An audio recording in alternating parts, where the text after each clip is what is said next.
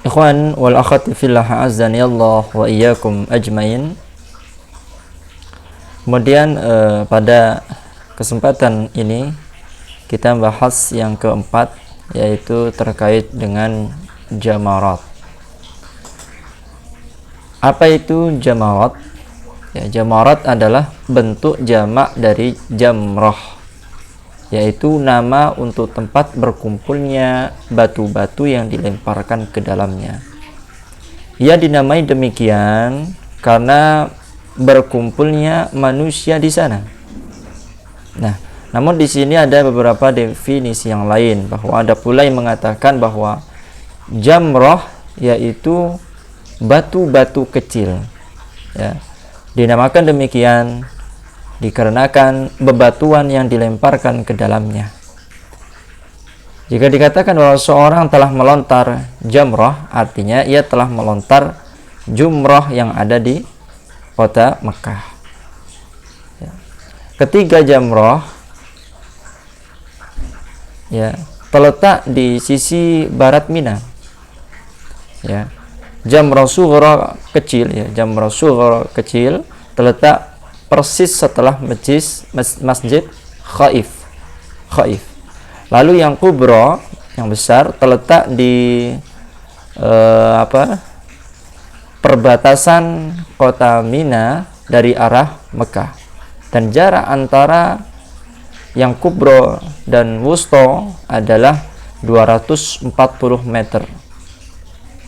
Dan jarak antara wusta dan sughra adalah 148 meter. Adapun ikhwatal iman, a'azzani Allah wa iyyakum ajmain, landasan daripada pensyariatan jamrah, ya, melempar atau melontarkan jumrah atau jamrah, ini merujuk kepada ayahanda kita, ya, Nabiullah Khalilur Rahman, Nabi Ibrahim alaihi salam. Diriwayatkan dari Abdullah bin Abbas radhiyallahu taala anhu secara marfu' dari Nabi sallallahu alaihi wasallam. Beliau bersabda, ya, ketika Nabi Ibrahim Khalilur Rahman, ya, alaihi salam melakukan manasik dalam hajinya, datanglah syaitan menghalanginya di dekat Jamrah Al-Aqabah. Maka ia pun melemparinya dengan 7 buah batu kecil, sehingga ia menyusut masuk ke tanah.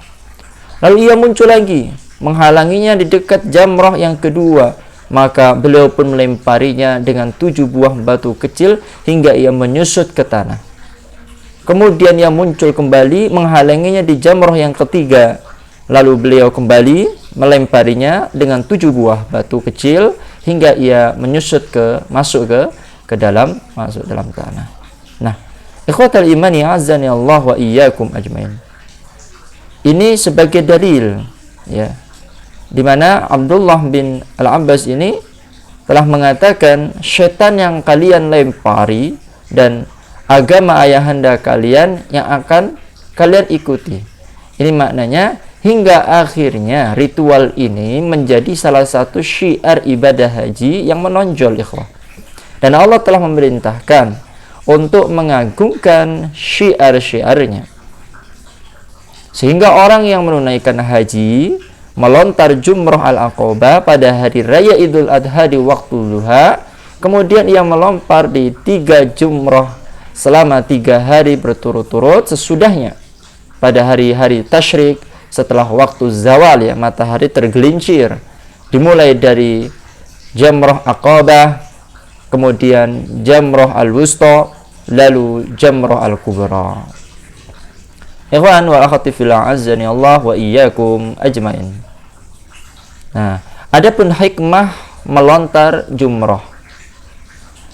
Hikmah melontar jumrah adalah membuktikan ketundukan dan kepatuhan, ya, kita semua, ya, kepada Allah Subhanahu wa taala, serta sebagai bentuk penghambaan hanya kepadanya saja, tanpa ada sekutu baginya, di mana sudah merupakan salah satu hikmah, ya, salah satu hikmah Allah ketika ia memerintahkan kepada hamba-hambanya untuk melakoni berbagai bentuk ibadah dengan tujuan membedakan antara yang buruk dan yang baik, dan agar perintah dan larangan Allah secara mutlak dapat menjadi pendorong hakiki seorang mukmin, seorang mukminah yang tulus kepada Allah Subhanahu wa taala dalam menjalankan perintahnya.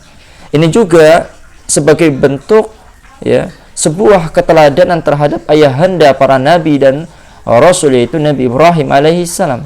Seperti yang telah disebutkan ikhwatal iman dalam pernyataan Ibnu Abbas radhiyallahu taala anhuma. Syaitan yang kalian lempari dan agama ayahanda kalian, yaitu Ibrahim, yang kalian ikuti. Nah, dalam ritual ini juga terdapat simbol pemurnian ibadah hanya kepada Allah Ta'ala, juga merupakan simbol kehinaan semua makhluk di hadapan Allah Ta'ala, entah itu dari syaitan yang terlaknat, ataupun berhala, ataupun bebatuan, atau yang lainnya. Di mana seorang yang bertauhid merendahkan dan melemparinya dengan batu. Sebab ia di tempat-tempat inilah orang-orang kafir meletakkan Tuhan-Tuhan mereka, yaitu dari kalangan berhala-berhala yang mereka sembah, ikhwatal iman. Karena itu di tempat itu pula bebatuan yang merupakan bahan bakunya berhala-berhala yang mereka buat telah dihinakan, beserta semua tauhid dan berbagai bentuknya, atau makhluk yang sombong, atau sesembahan sembahan manapun selain Allah Ta'ala. Syaitan yang menyesatkan manusia dari menyembah Allah Ta'ala dan menggelincirkan mereka untuk menyembah kepada selainnya. Semuanya dihinakan.